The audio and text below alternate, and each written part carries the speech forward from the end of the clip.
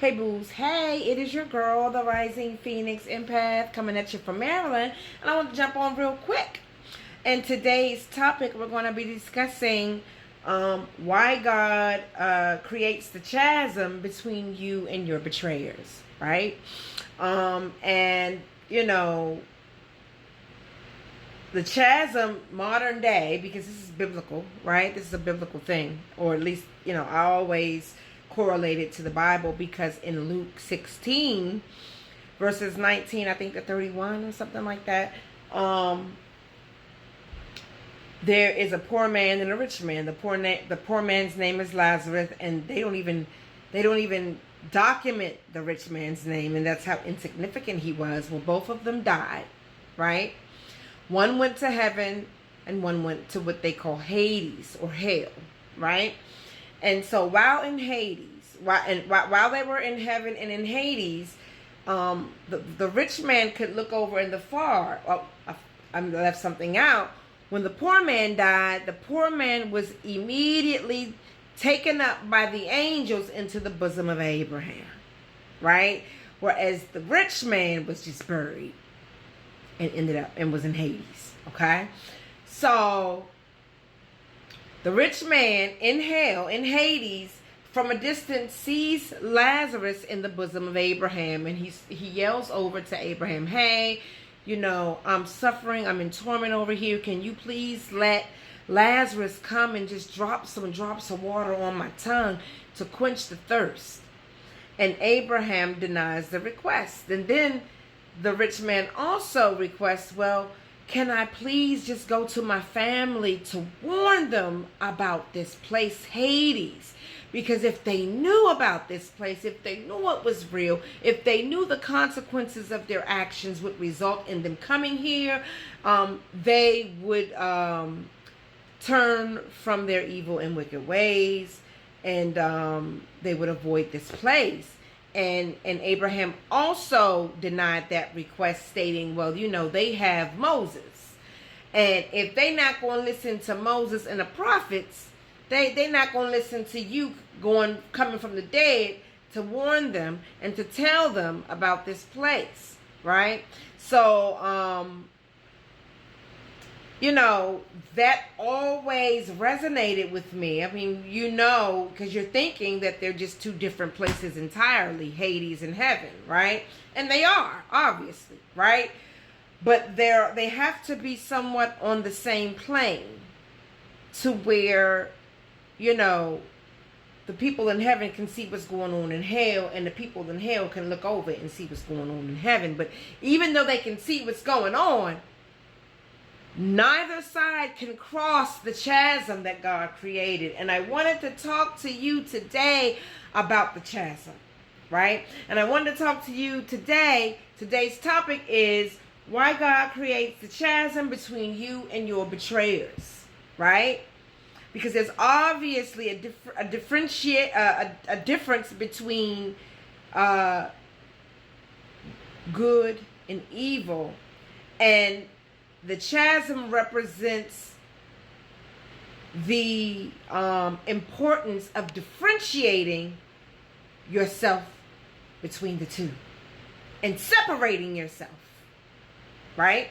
So, and I believe that God created the chasm to separate and to protect us.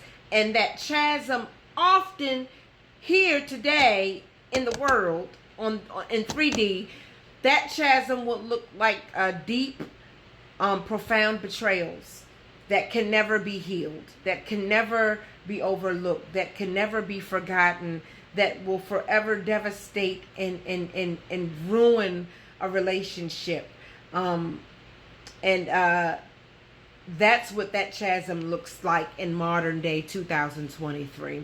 And it's often betrayal, and it's often rejection. But I want you to know, and I'm not trying to sound cliche, but rejection is most certainly Most High's protection. And I want you to be encouraged today that if God has created a chasm between you and another person, it's because you have a great, great, great destiny that cannot be contaminated or tainted with the evilness that comes with you needing to be differentiated from these people.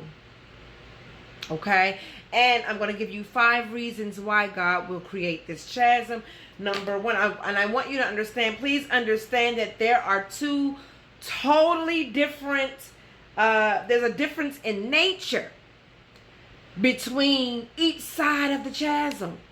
And that nature, and that difference in nature is so vast that they cannot coexist. They cannot come together at any point. Okay? And so that's why God does it. And so number 1, he wants to keep you safe from wickedness in the form of betrayal, disloyalty, disrespect, and dishonor. Chosen ones, he wants to protect you. And he'll build chasms, right? People will walk away and leave, or people will do the unthinkable to you that will totally destroy any chance of reconciliation with you, because God destined it to be that way. That person wasn't meant to be in your life, and God will allow these things to happen, but he will also do it. He will create this chasm to protect you from these things, but he will use these very things to create the chasm.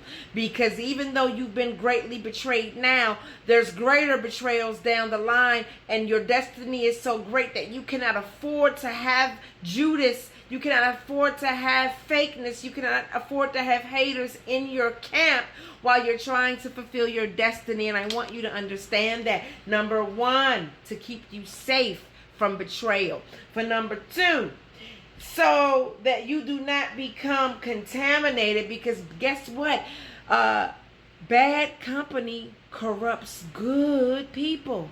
It's true. You begin to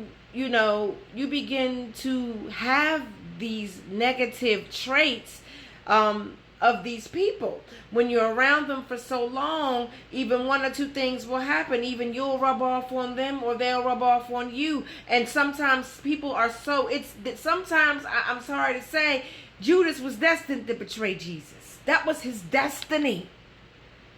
And sometimes people's destinies is just to be of the darkness, and there's nothing you can do about it.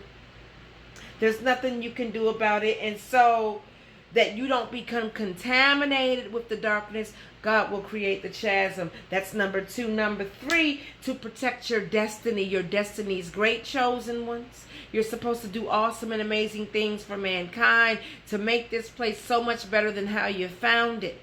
Okay? And it can't be tainted or messed with, right? So they'll separate you from the people that will take your focus, and that will distract you, and that will discourage you in such a way that you won't even act on your destiny.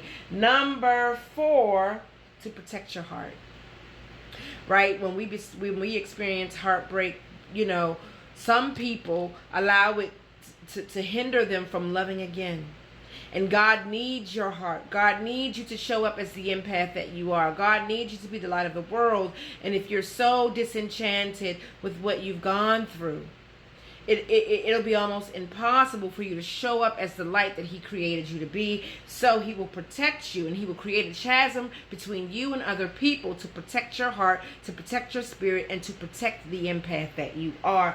And the last but surely not least, number 5, you are on 2 totally different paths, and oftentimes those paths counteract and contradict one another. And what that means, chosen ones, is that you're so opposite of this person. Your paths are totally opposite, and oftentimes your paths and destinies combat one another. And what that means is, chosen ones, you were created for light, but sometimes some people were just created for the darkness, and they were never supposed to join with you, because your destiny and their destiny it combats one another. So you're really enemies in spirit, because it is their destiny to keep you from fulfilling yours. And chosen ones, if God has created a chasm, be encouraged to know that your call and destiny is great.